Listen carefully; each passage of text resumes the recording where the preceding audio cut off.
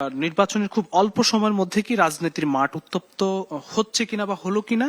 দীর্ঘ লড়াই সংগ্রামের পর আমরা দেখলাম যে গণতান্ত্রিক ধারায় ভোটের মধ্যে দিয়ে একটি সরকার আসলো, যে গণতান্ত্রিক ধারায় ফিরলো দেশ, সেই জায়গা থেকে হোঁচট খাওয়ার কোনো সম্ভাবনা বা দেখেন কিনা, শঙ্কা দেখেন কিনা?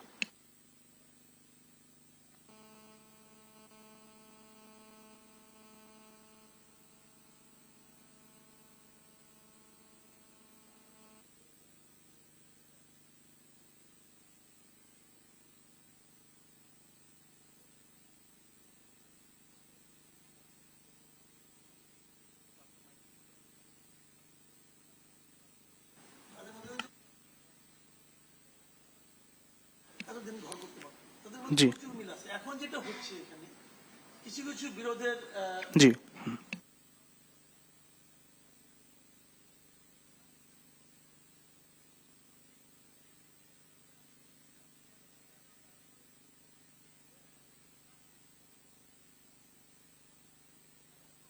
যে একদল আরেক দলকে একদম মানে সরকার থেকে নামাই দিবে, ক্ষমতা থেকে নামাই দিবে, এত বিরোধ তারা করবে বলে আমি মনে করি না।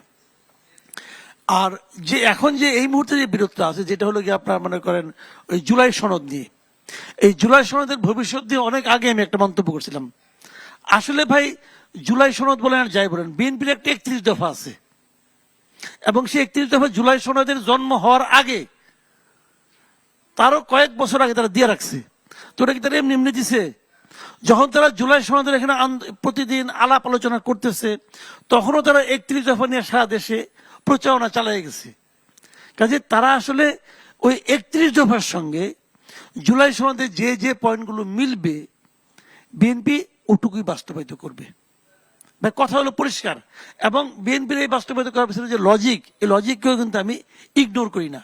কারণ তারা তো বলবে যে আমি তো 31 দফার ভিত্তিতে জনগণ আমাদেরকে রায় দিয়েছে, দেয় না, দিছে। এখন ওনারা হয়তো বলবে না গণভোট এটা আমরা বেশি পাইছি, 70% পাইছি গণভোট। শুনেন, আমাদের এখানে গণভোটের যে হিসাবটা দেখানো হয়েছে, এই হিসাবটা আমার মধ্যে প্রচুর সন্দেহ আছে।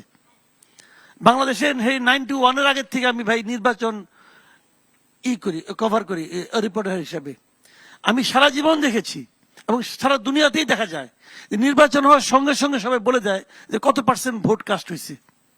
এইবারই একমাত্র দেখলাম এই নির্বাচন কমিশন, এই বাজা ভাঙ্গা নির্বাচন কমিশন বলি এটাকে আমি, এরা কত % ভোট কাস্ট হয়েছে এটা বলতে তাদের পুরা 24 ঘন্টা সময় লাগছে।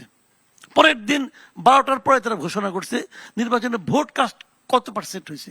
কেন? তারা এই গণভোটকে গ্রহণযোগ্য করার জন্য, ভোটের ইকুয়েশনটাকে ম্যানেজ করার জন্য তারা এগুলি করছে। আর গণভোটে যেটা হয়েছে, গণভোট তো একটা অধ্যাদেশের আলোকে হয়েছে। রাষ্ট্রপতি এটা অধ্যাদেশ করছে। রাষ্ট্রপতি গণভোট সংক্রান্ত কোনো অধ্যাদেশ জারি করতে পারে না, তার এখতিয়ারেই নাই, তার এখতিয়ারের মধ্যে এটা নাই। ওই সংবিধানের 93 অনুচ্ছেদ যেটা আছে ওখানে স্পষ্ট বলা আছে সেটা পারে না করতে। সে এমন অধ্যাদেশ জারি করতে পারে যেটা নাকি সংসদে 151 জনের মাধ্যমে সাধারণ আইন হয়, গণভোট কোনো আইন না। কাজেই এইগুলো একটু জোড়াতালি মার্কা জিনিসটা ভাই। আপনি জুলাই সনদ যেটা বলতেছেন বলেন, এর সঙ্গে যতটুকু 31 দফার মিলবে ঠিক ততটুকুই টিকবে। তাহলে গণভোটের ভবিষ্যৎ কি? কোনো ভবিষ্যৎ নাই। একটা অবৈধ জিনিস কি ভবিষ্যৎ কি? গণভোট তো অবৈধ, এর আবার ভবিষ্যৎ কি? আমি নিজে গণভোটের কথা বলি। আমি নিজে গণভোট, আমার সামনে একটা 800 ব্যালট। গণভোটের অনেক কিছু আমি পছন্দ করি। তো ওইটা মনে করে আমি প্রথমে হা মাকে ভোট দিয়েছিলাম, পরে দেখলাম অনেক কিছু আবার অপছন্দ করি, আবার নাতে একটা বেড়ে দিছি। আমি দুইটাই মারছি। বাংলাদেশে যারা গণভোট দিয়েছে, আমি চ্যালেঞ্জ দিয়ে বলতেছি 95% লোক গণভোট না বুঝে দিছে, না বুঝে দিছে। কিসের এই গণভোটের কোনো মূল্য আছে নাকি? একটা প্যাকেজ দিয়ে দিচ্ছে, যে প্যাকেজের মধ্যে আপনি এতগুলি প্রশ্ন, সবগুলি প্রশ্ন উত্তর হা হবে, হয় নাকি? এটা কিন্তু এটা হলো কি আলী রিয়াজ, ডক্টর ইউনুস, এই সমস্ত মতলবী লোকের একটা মতলব, এমন একটা আওলা, তারা মনে মনে বলছে যে এমন একটা আওলা পেজগি লাগাই যামু যে তোমরা সংসদে আসার পর এইটা নিয়ে কয়দিন মারামারি করবা। এই লোকগুলিকে ধরে আনা উচিত এখন। আলী রিয়াজ কই? এই লোক কোথায়? ওকে তো আমি দেশদ্রোহী বলি, যদিও সে আমার টিচার ছিল। সে তো দেশদ্রোহী, একটা দেশের এত বড় ক্ষতি করে দেশে, এই দেশ থেকে পালায় চলে গেছে। এখন তো বিরোধী দল আন্দোলনের হুঁশিয়ারি দিচ্ছে। শুনেন, আমি বলি, অনেকে বলে আন্দোলন করে কিছু হবে না, আন্দোলন ডাকুক না। শুনেন, অগাস্টে যে আন্দোলনটা হয়েছিল, একটা বলে রাখি আপনাকে, অগাস্টে যে আন্দোলন হয়েছিল, অনেকের সিফাসলা হয়ে গেছে কিন্তু, যে আমি করছি আমি করছি আমি করছি। ভাই এই আন্দোলন করছে জনগণ।